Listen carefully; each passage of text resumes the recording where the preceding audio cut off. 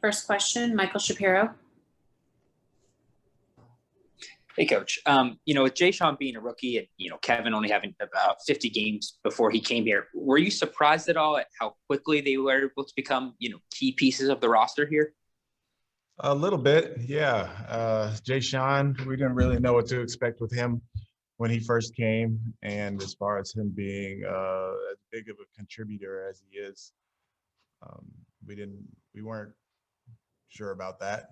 And he has exceeded the expectations when it comes to that. And then with KP coming in from the G League bubble and changing positions to point guard and being as productive as he has, we knew that he was talented, and that's pretty much all we knew. But we know a lot more about him now, and it's good stuff. So those guys' development, their growth has been good. I wouldn't say it's super surprising, but maybe more surprising for Tate, but it's been good for our group. Thank you. Danielle Lerner. I wanted to ask about KJ Martin. How have you seen him develop specifically on offense? And do you eventually want him to put the ball on the floor more? Yeah, so his development has been coming out of the G League bubble. I think that was a great time for him to just get a chance to play free and kind of figure out where he fits in within our system, because they run a similar system to what we do here. And now he's getting the minutes and he's getting the opportunity. And on the offensive end, we're finding that he can low side screen and roll, and he can get out in transition and finish and make the occasional three. The next step for him would be catching it on the wing, taking a few dribbles and either finishing or finding a teammate, or as his three-point shot develops, attacking a closeout with the dribble. So yeah, those will be things that we're working on this summer with him. As you've gotten to know him more personally, is there anything about him that surprised you? Not so much. He's super smart. He's like a basketball junkie. He knows everything about, I guess since his dad played and stuff, his NBA history, knowledge of NBA history, recent NBA history is probably at the top of our team. So he's a super smart kid. Adam Spolin. Hey, Stephen, you seemed hopeful the other night about getting some guys back for this game. Is that still the case? I wish it were more the case.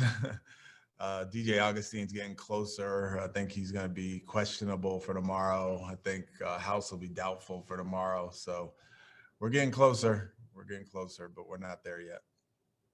And then Christian said that he wasn't sure if he would be able to play in this game. Just where do things stand with him? And is it possible that you could be without him or anyone else tomorrow? Yeah, there's a possibility Christian doesn't play tomorrow. We're doing what we can to make sure he is doing his rehab and taking care of his injuries. But we'll have to see tomorrow. And then obviously DJ Wilson's out for the next while. Kelly Eco. Hey, Coach, just between now and the end of the season, what are a few things that you and the coaching staff are trying to pay attention to, as it pertains to the group? The playing groups, who plays well together, things that we can explore as far as kind of making our group fit together well.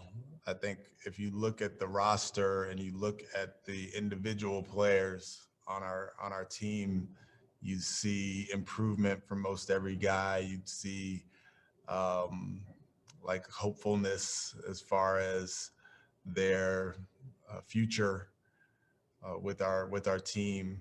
And over the last while, I don't know if it's going to be even be possible with the injuries and the changing playing groups and all of those things. But there's two things. There's making sure that we are on top of each and every player as far as what they need to do better for next year, and what are the things that we're going to be focusing on this summer. And then the who plays well together, what are the playing groups going to be in a normal kind of not injured, not COVID, not all the things that this year was situation. Cody Davis. Hey, Coach. How much do you think this compressed NBA schedule has impacted injuries around the league, especially for your team, given the number of guys that has been in and out of the lineup all season for you? Yeah, I'm not sure it's helped. I don't know how much it's affected it. It seems like every year there's some sort of conversation around the injuries and the schedule. But for us, it has been hard because the games come so close together, and the recovery time isn't quite there, and the wear.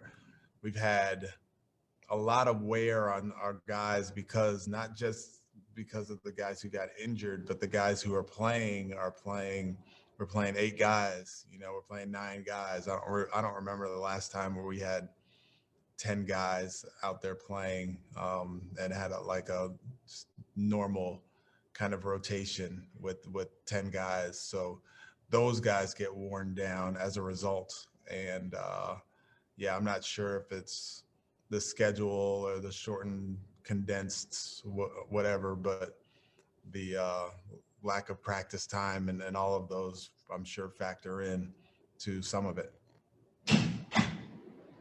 Kaylee Griffin. Hey, Coach, going off of what Cody just asked, this is just the second time in the second half of the season that you guys have had 2 days in between a game. Not that there wasn't an appreciation already, but is there a heightened sense of appreciation or understanding of the importance of having more than just a day in between games? And how are you making sure the guys are appropriately utilizing when they have a 2-day stretch off? Yeah, you definitely appreciate it. That's for sure. To have a day off is huge. And then to have the practice day after that, where you can really focus in on some of the things that you need to get better at, is huge. The issue is, and I told the guys this today, some of it is we're so decimated that we're playing 8 guys and 7 guys, and I don't want to kind of have the situation where we're practicing all hard on a day that normally you would do something live on a day like today, but we can't because we don't even have enough guys to do so. So yeah, we're very conscious of using these 2 days smartly and making sure that they get their rest. But it seems like the rest part is the most important piece to it. Whereas under normal circumstances, the practice part and the learning part would be the priority over the kind of just managing the injuries. Thank you, Coach.